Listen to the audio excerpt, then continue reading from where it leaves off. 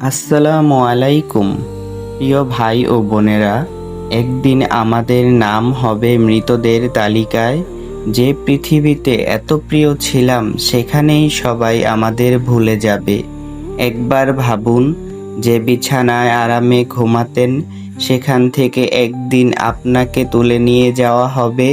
চারজন মানুষ কাঁধে তুলে নিয়ে যাবে, তারপর নামিয়ে দেবে এক অন্ধকার গর্তে। রাসূল বলেছেন, কবর আখিরাতের প্রথম ধাপ।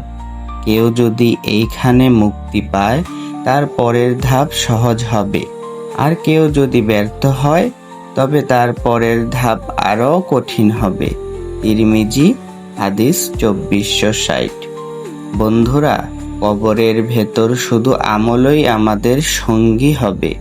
সন্তান, ধন, সম্পদ, সম্মান কিছুই সঙ্গে যাবে না।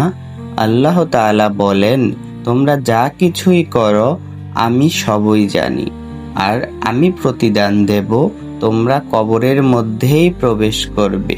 সূরা আল মুমিনুন আয়াত 100। একদিন আপনার নাম উচ্চারণ হবে, অমুক মারা গেছে, সবাই আপনার জানাজা পড়বে। আবার অনেক প্রিয় মানুষ নানা ব্যস্ততা দেখিয়ে জানাজাতে অংশগ্রহণ করবে না।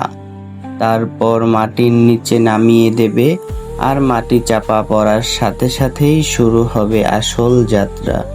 কবর শুধু মাটির ঘর নয়, এটি জান্নাতের বাগানও হতে পারে, আবার জাহান্নামের গর্ত হতে পারে। তাই আসুন আজ থেকেই আল্লাহর দিকে ফিরে আসি, নেক আমল করি, আর কবরের আযাব থেকে আল্লাহর কাছে আশ্রয় চাই।